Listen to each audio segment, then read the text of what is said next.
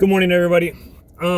So recently we've been talking about, I've been going through this group study with my pastor and a few other people that we just do as a group thing. But it is on most of our group studies, especially with the men groups, is lead your household, lead in faith, lead by whatever. But I mean, at work, we seem to accomplish tasks and get them knocked out and find solutions, and then we go home and it's like, oh, she's complaining or she's bickering or bitching or however you want to say it. But the men are supposed to lead their household. You're not supposed to have this man cave that you seclude yourself to. You're not supposed to go home and just sit on your butt. No matter how hard you work, we do construction, so a lot of times there's, especially in the heat, roofing, there's days you're just exhausted, and once you hit the AC, it's like, ugh. But there's still things to do that you can help out with, and things that you can lead your household on. The biggest one is faith. Faith first and foremost.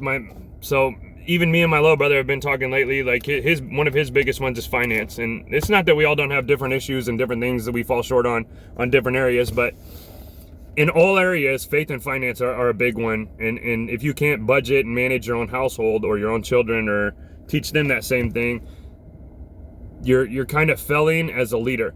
And I'm not saying this as a thing of, oh man, I need to be a better dad. All of us fall short of the glory of God and need to lead better as husbands, as fathers, as men at work, not get into all the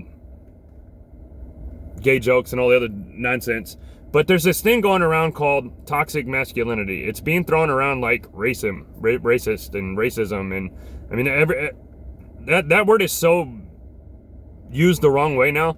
So is toxic masculinity. It's like putting a word in front of a word. Like, masculinity isn't a bad thing. Toxic masculinity, nobody can really even define it. It's just rape culture and all these garbage things.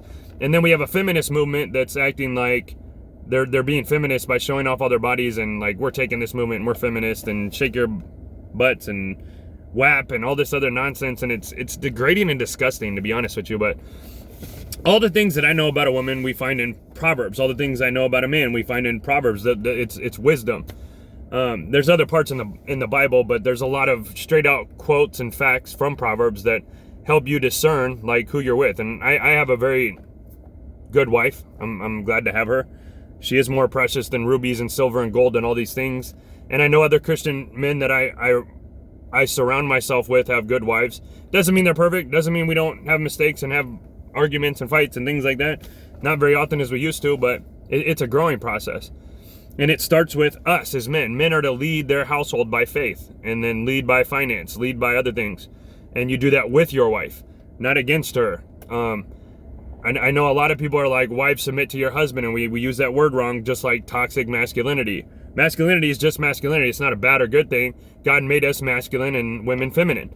There's different characteristics to different things, and we don't have all these other sexes. It doesn't matter how you feel or think or whatever. There's two.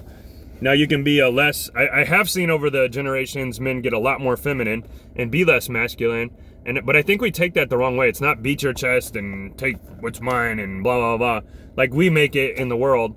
It's a godly masculinity, a humility, a love, a grace, a knowing when to speak and how to speak.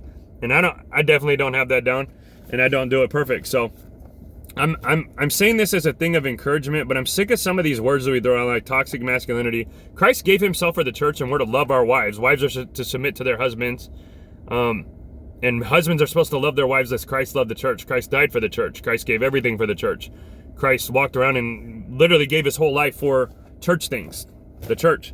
So we're supposed to do that for our wives. So in doing that, I'm not saying any of us will do it perfect, but there has to be common ground, and it's not like a 50-50 thing. It's 100% and 100% on both sides. It takes two to tango if you're having an argument. It takes two to do everything. And it takes a village, a Christ-like fellowship of community to raise children and grow in this world around us until we pass to the next thing, which is heaven or hell. And I know a lot of people don't think, well, we're living in hell. There's God, when a loving God wouldn't make us go there. No, there is a loving God, and he also gives us multiple opportunities to do multiple things, just like with the Egyptians, just like with Rome, just like with other people. And if we don't do those things, then certain things happen. But that will be off our choice, not God's fault. Which I know we love to blame everybody and their mom today, and instead of taking accountability, and that's a whole nother video. But I want to say that to men just to encourage them. Lead your households in faith, lead it in finance, lead it in love. if you can knock stuff out at work, and whatever. I mean, there's years that me and my wife went through certain things, and I'm finished and I'm done and I'm fed up. And are you guys really seeing eye to eye, or are you being selfish? And a lot of men, I will encourage younger men that aren't married yet, don't think with your dick. And I say that as blunt as I can say it, because a lot of times we make judgments with the thing between our legs and not the thing between our ears, and then get into all kinds of nonsense because of it. And it ain't nobody's fault but our own. So keep that in mind. Love God, love people, love you all. And just, I don't know, in faith and fellowship, finance, just, I don't know, use it better. Be the men that we're created to be. Love y'all.